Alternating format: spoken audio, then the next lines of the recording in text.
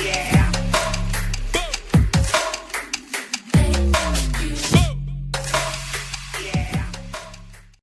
semua, kembali lagi bersama Cikgu Elvin pada hari ini.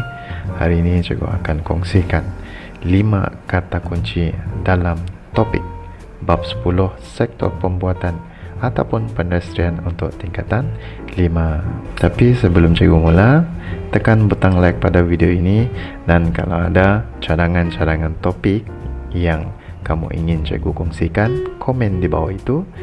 Dan buat yang pertama kali menonton video Cikgu ini, tekan butang subscribe dan juga ring the bell supaya kamu tidak ketinggalan menonton video Cikgu yang seterusnya.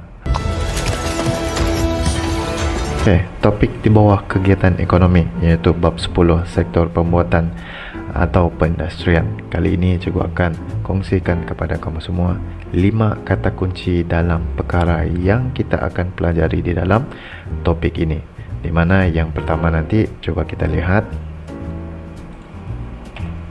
Baik, yang pertama kita akan lihat ialah definisi sektor pembuatan itu sendiri, dan juga kita akan lihat jenis-jenis sektor pembuatan.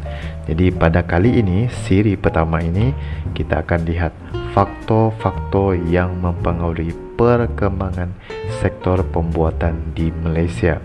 Dan siri yang kedua nanti kita akan lihat kesan sektor pembuatan terhadap alam sekitar di Malaysia, dan daripada kesan tersebut kita akan lihat nanti bagaimana langkah untuk kita mengurangkan kesan negatif sektor pembuatan tersebut terhadap alam sekitar. Baiklah, kita lihat yang pertama. Kita kenal dahulu apa itu sektor pembuatan, seperti apa yang kamu belajar di tingkatan 3 dahulu di bawah topik kegiatan ekonomi. Baik, sektor pembuatan dikenali sebagai sektor perindustrian, di mana sektor perindustrian ini terletak dalam jenis sektor ekonomi yang kedua, iaitu dinamakan sektor sekunder. Sektor sekunder ini diartikan sebagai sektor yang melibatkan pemprosesan bahan mentah. Ingat, bahan mentah kepada bahan siap ataupun separuh siap. Dua, bahan siap dan separuh siap, di mana sektor ini, sektor pedestrian ini, kita boleh bahagikan kepada dua jenis, iaitu yang pertamanya berasaskan industri, yang keduanya tidak berasaskan industri. Apakah maksudnya?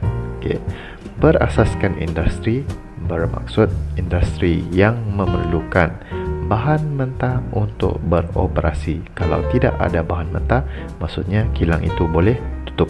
Maksudnya kalau bahan mentah itu sudah habis, maksudnya kilang itu boleh tutup, sebab tidak ada bahan asas untuk kilang itu beroperasi. Contohnya, bahan mentah tersebut boleh didapati daripada sektor ekonomi yang pertama. Ingat, sektor ekonomi yang pertama sebelum sektor sekunder, iaitu sektor yang dipanggil sebagai sektor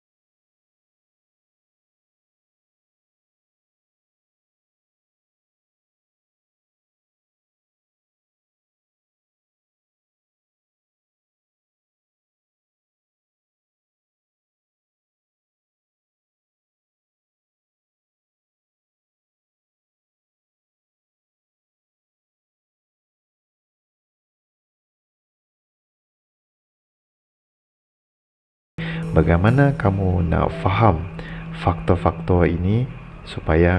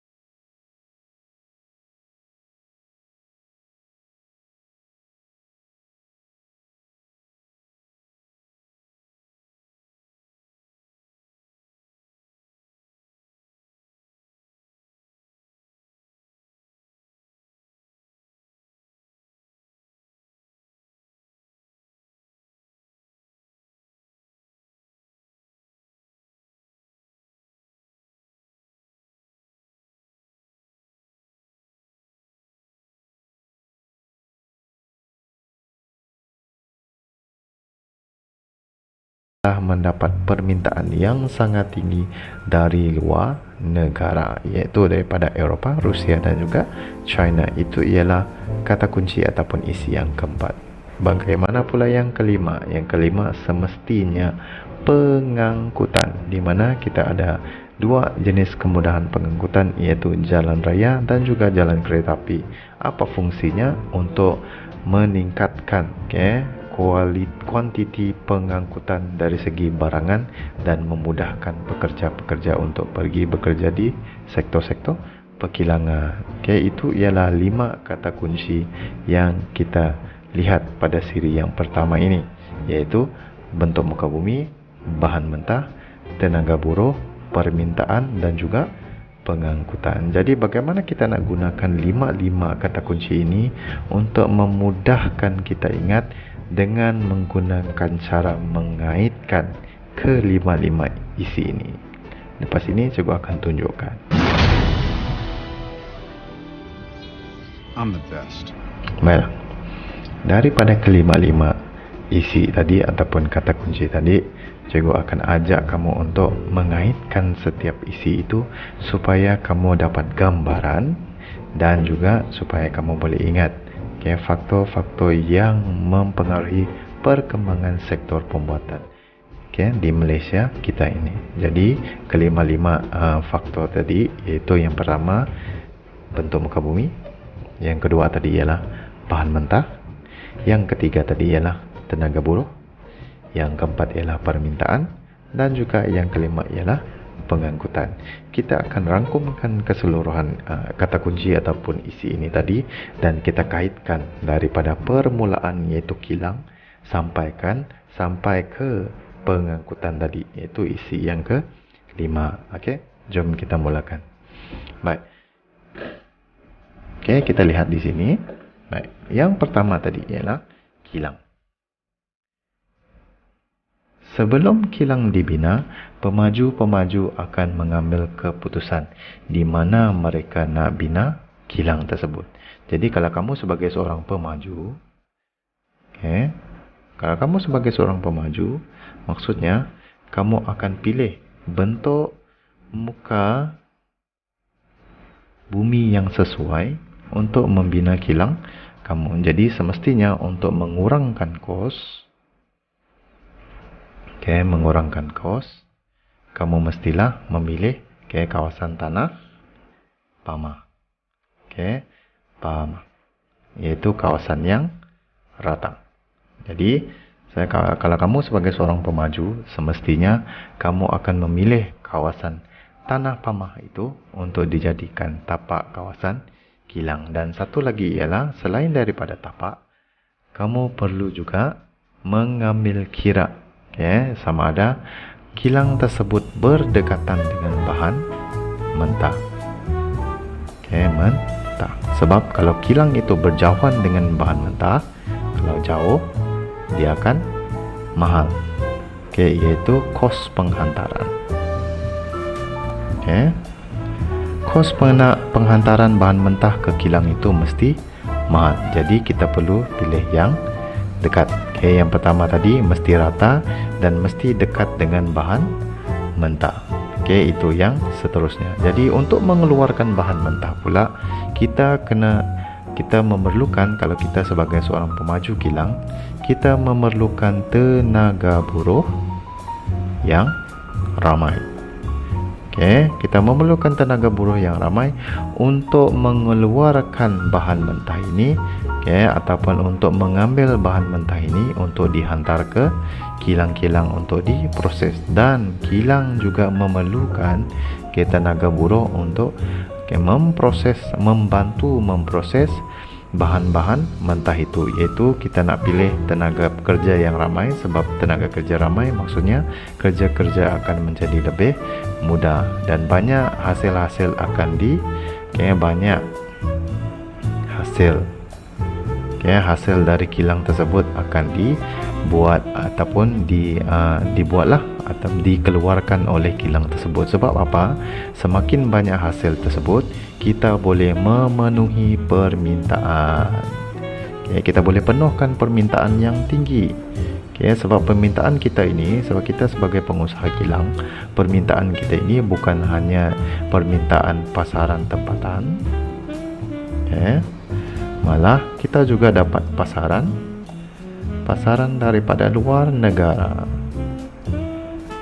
Sebab itu kita memerlukan tenaga kerja yang ramai untuk menghasilkan barang-barang tersebut, supaya permintaan yang tinggi ini kita boleh penuhi.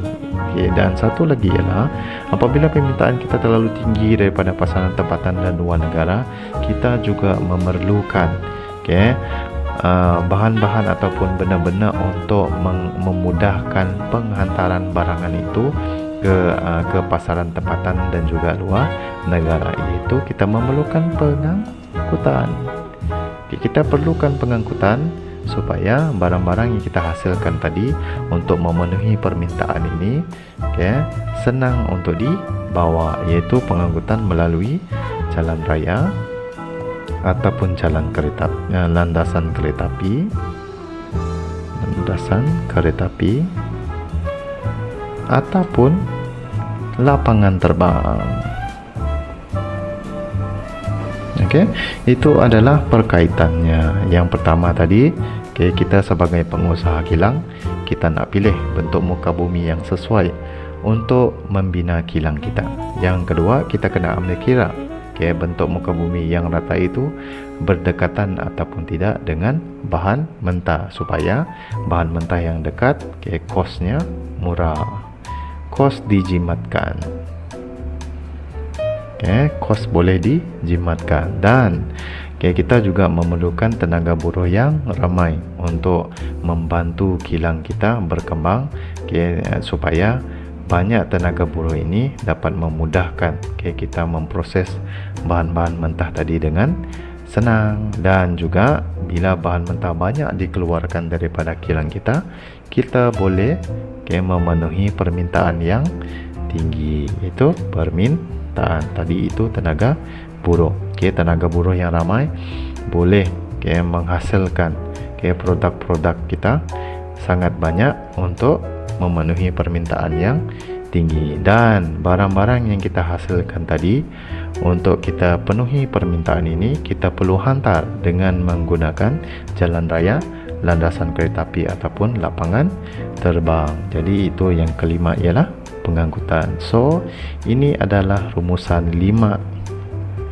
kata kunci tadi.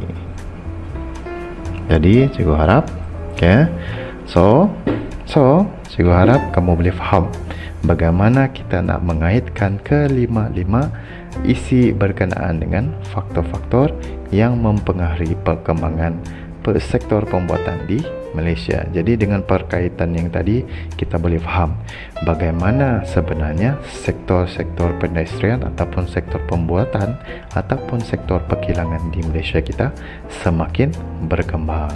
Itu saja video untuk siri yang pertama. Kita akan jumpa lagi untuk siri yang kedua nanti.